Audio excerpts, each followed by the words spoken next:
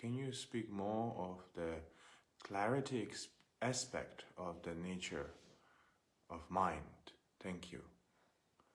So let's talk about the nature of the mind again. The most important you need to understand is the misconception of the nature of the mind. And by understanding the misconception, then you understand the nature of the mind. First you need to understand the misconception, and then you need to receive the proper instruction, and then you can recognize the nature of the mind. People tend to just, seeking for teaching and about the nature of the mind. First, you have to understand what is not nature of mind. And then once you understand in a subtle level of mind that what is not nature of a mind, then gradually you can understand the nature of the mind. Like an example, many of us, in nowadays in this world, many people, they take a harmful substance for their, they take pills to give them some kind of, imagination. And then some people, they drink a hard liquor, to give them some confidence and to be completely distracted. And then when there's a group of people, an individual, who abandon all their bad habits, and then gradually, they start to see the positive qualities of being healthy first, and then they start to see the very qualities of their own body and how to look after and so on and so forth. So I think, we are very far away from understanding the state of the mind, because all of us, we are very much polluted, not just the environment, but also the body and the mind itself as well. So therefore, in order to understand the nature of the mind, we also have to accept where we are as a human being. You don't have to put the idea of the karma in between. The purpose of understanding about the karmic cycle of karmic connections is to make us more encourageous, and then with more strength, with more, a motivation to step forward. And that is the purpose of understanding the cause and effect. And that is the meaning of having the acceptance of the karmic connection and so on and so forth. So therefore, all of us, we have to understand where we are, and then where we have to reach.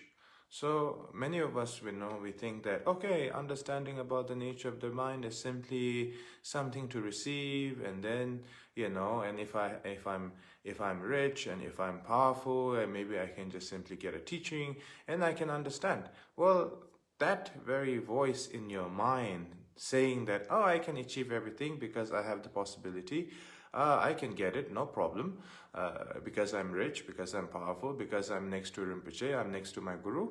Well, that is your ego, and that is your illusion of the nature of the mind. That is not the nature of the mind. So basically, the most important thing that you need to understand is that, it doesn't matter how far you are between yourself and your master and so on and so forth, The most important is that you need to have acceptance of what is the truth about our own circumstance as an individual being, and then willingness to, abandon the negative habits in our life, willingness to abandon all the negativity habits, by understanding the cycle of suffering, not based on whether people are going to praise me or criticize me, but based on understanding the cycle of the suffering and the cycle of illusion and the cycle of ignorance combined together. So by understanding that,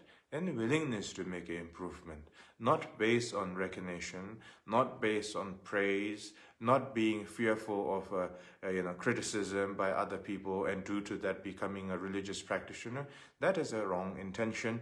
It may, give you some positivity in a short term, but in the long term, that is not the right solid foundation. So the solid foundation is that as an individual, as a practitioner, You need to have acceptance of the reality of the suffering and the cycle of the suffering. And once you have that understanding, and then all the negativity habits, will dissolve by itself. And as we dissolve our negative habit over time, not just in 1 month or 1 week, but over time with the subtle and the continuity of the dedication and practice with doing retreat, and then you will have more qualities that you can see your own state of the anger, the very state of the emotions, and then once you go beyond that, then you have a more understanding about what is the real quality of the being in the state of calm mindset. What is the true definition of being calm? What is the true meaning of shine? And then once you discover that, and once you establish that quality, and then when you receive the nature of the mind, teachings, explanation, and then you will be able to make a distinction what is not nature of the mind and what is the nature of the mind, And then once you understand that too, and then at the same time, you have to get a recognition, you have to recognize it, then you have to maintain it, and then you have to fully realize it, So therefore, the difference between, the previous Kalu Rinpoche's teaching, I want to repeat again, is that, Maying, Migom, Some. Maying means no distraction, Migom means no meditation, and Some means no altercation, not manipulating anything, So that is the 3 misconceptions that we tend to have that we need to overcome. But when you say overcome, it doesn't mean that you need to have a rigid mindset to overcome. It doesn't mean that you have to blame on the karmic understanding either, So having a gentle attitude is a very important matter. And then the nature of the mind itself is a state of the clarity, state of the emptiness, and the state of the transparency without any distance, and all these 3 inseparably combine together. If you have an imagination, your mind is traveling to a destination. You are imagining, you are reflecting, you are projecting. If your mind is projecting, your mind is not present. If your mind is not projecting, then, but opposite of that, you need to be in a state of the clarity, Like an example, if you have a very heavy meal, and then you go to a very heavy sleep, you also don't have a dream. But that does not make you enlightened being. That does not make you an individual who recognizes the nature of the mind, right? So you need to understand that just because you understood the 3 misconceptions doesn't make you a realized being. Once you understand all the 3 misconceptions, that is, Maying means no distraction, Migom means no meditation in terms that not projecting anything from yourself in front of you or within you, such as visualizing a syllable, visualizing the mantra and the deities and the jewel, the 3 jewels and so on and so forth. So therefore, you need to understand that, non-meditation does not mean being completely blank. It's not like a white piece of paper, absolutely nothing. It does not mean that. Non-meditation means non-duality, non-projecting. If your mind is projecting, like an example, if you say, more rigid example is, I want to have this Buddha statue in my shrine. That is simply positive. That's not negative. And we don't see it as a distraction. But from the non-duality perspective, that is still a distraction. That is still a duality. That is still a projecting. You are projecting something. When you're projecting, your mind is traveling to a destination that you tend to believe that is there. So therefore, we need to have understanding clear understanding, Maying means no distraction, Migum means no meditation, and Sume means no altercation. Altercation means, is it the nature of the mind like this? Or maybe I should change like this, maybe I should add, maybe I should remove, tendency or sensation of like that has to, abandon.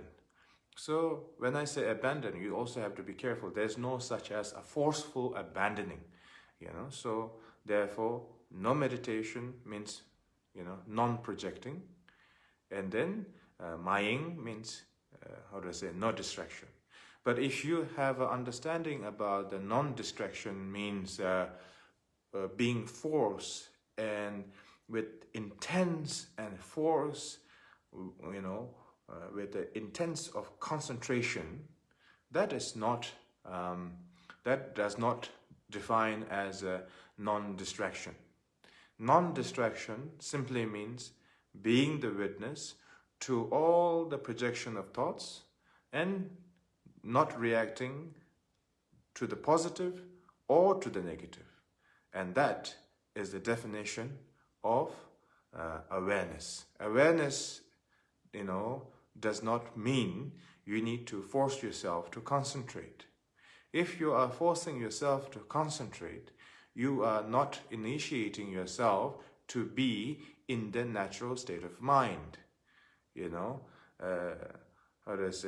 When you are concentrating and then when you are telling yourself to focus, that is a little bit like making a hole in a piece of paper and expecting that you will paint a greatest art in the history. So if you initiate yourself in the wrong way, it will conclude in the wrong way. So therefore, don't try to have understanding that, I need to concentrate. Awareness does not mean concentration. If you play sport, you need concentration. It is, it gives you joy, it gives you, a strength, and then you get a recognition by other people, it's good for health, and so on and so forth. But when it comes to meditation, you do not need a concentration. So that is a very important matter that you need to recognize the distinction. If you never recognize the distinction, simply trying to make it happen will not happen. So that's the very important thing you need to keep in mind. Non-distraction, non-distraction means being the witness to all the projection of thoughts. Okay? Maying.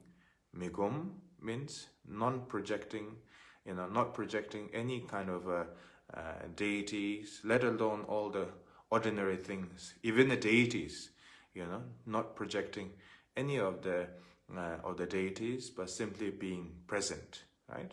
And then altercation. Sume means not trying to figure out something, not trying to create something out of it, not having some kind of expectation, not trying to carve something into the state of the nature of the mind, so no carving, to the beautiful art of the present itself. You understand? So therefore you need to have an understanding, Maying, Migum, Sume. So, Maying, Migum, Sume. So these are the three things. And once you develop these three qualities, then eventually, then you will have an understanding. Once you are quality of the mind. Many people, they tend to have this idea that I need to improve my quality of my mind, and then yet at the same time, when it comes to the reality of the suffering, they completely ignore, and it does not conclude very well if you go in that path. And then talking about the nature of the mind is the state of the clarity, and then the state of the emptiness, and then the state of the transparency. There's no sensation of blockade. There's no projection of the self or external. Maying, Migum, Sume, and then the state of the clarity. It means a state of the clarity in simply the continuity of the knowing. Our physical sensation, our smell sensation, has a destination point where the smell is appearing from to the place where we are actually smelling. There's a sound of echo of a music instrument that we hear, from the sound of the instrument to the hearing sensation. smelling sensation, physical sensation. So we all have a human sensation, right? So therefore, the state of knowing does not mean like the physical sensation of knowing. The physical sensation of knowing is constantly changing, even though that we have in our mindset that we feel that, oh, I like this feeling. Even we have this idea that, oh, I like this feeling, but that very moment of sensation of experience and that very moment is already passed, along with the billions of moments in this universe, or trillions of moments of this universe, along with all the moments of all the sentient beings, and then so therefore when I talk about the sensation of clarity, it means a sensation of knowing.